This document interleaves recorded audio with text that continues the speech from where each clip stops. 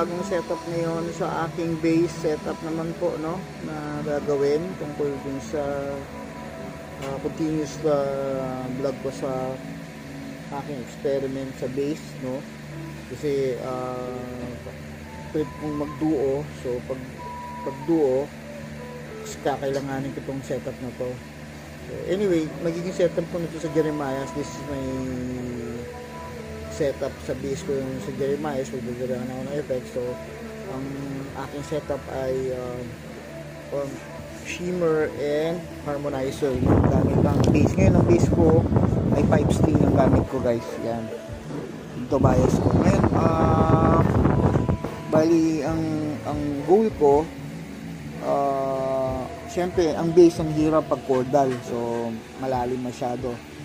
So ang setup ko dual amp, no, na nasa guitar whatever, para makapag-produce ako ng nasa high range, makapag-produce ako ng high range na tunog para makuha ko yung tunog na kailangan ko, lalo na pag nagko-chord, no, parang imitation ng may guitar, at the same time may lower, may bass pa rin na tumutunog. So nung nakaraang gig namin sa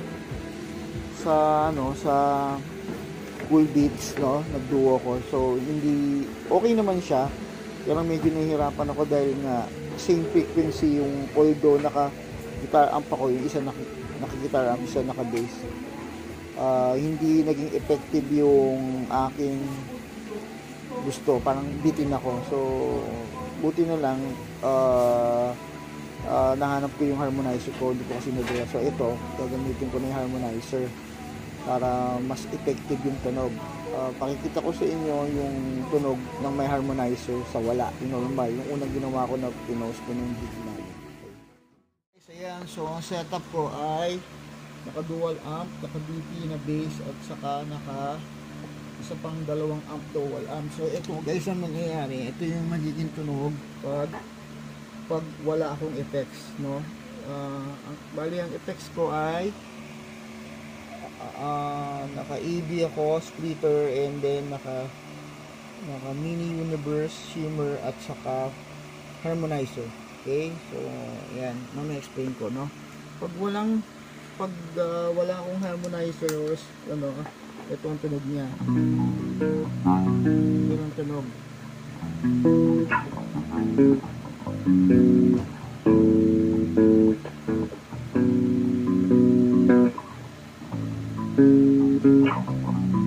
Yan ang tunog ng normal na bass, na dual amp pa rin, pero medyo may konting high, kasi nga mayroon akong parang guitar amp na maliit at tapos naka bass.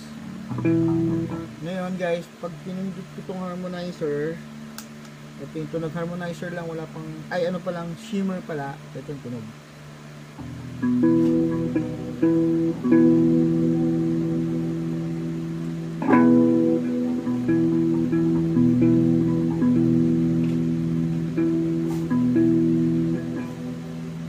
Yan, yan ang tunog yan, naka-harmonizer, ay naka-shimmer pala.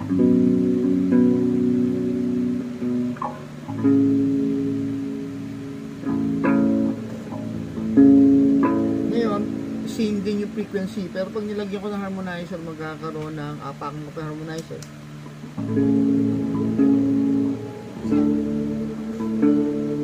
Ngayon, para marinig yung difference, papatayin ko yung bass amp, kasi nandun nakakabit, bass lang yung tunog. Ngayon yung isang amp naka-harmonizer at saka naka-shimmer, ito yung tunog niya.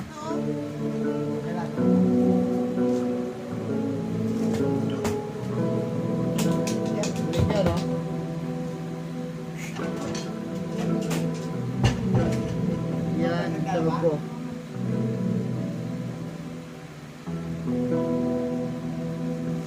Bahay na yun?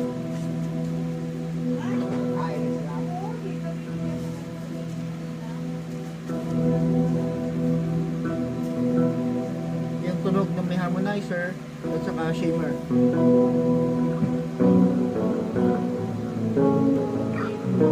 Pero may high na siya, no? Ngayon, pag dinagdagan ko yan yung pag nagana ko ng bass, binalance ko yung bass amp sa guitar amp, ito yung magiging tunog niya.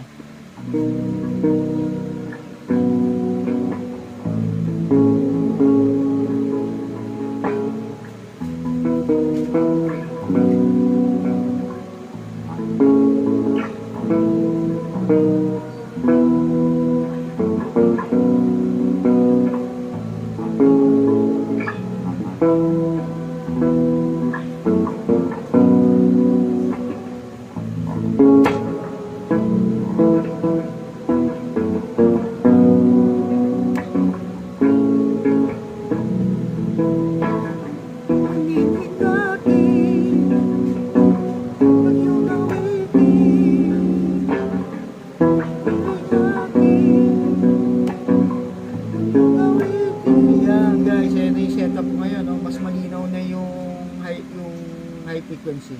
So guys, ito na yung magiging setup ko sa Jeremiah's, sa bass setup ko. Alright, so dito na lang aking vlog. Thank you.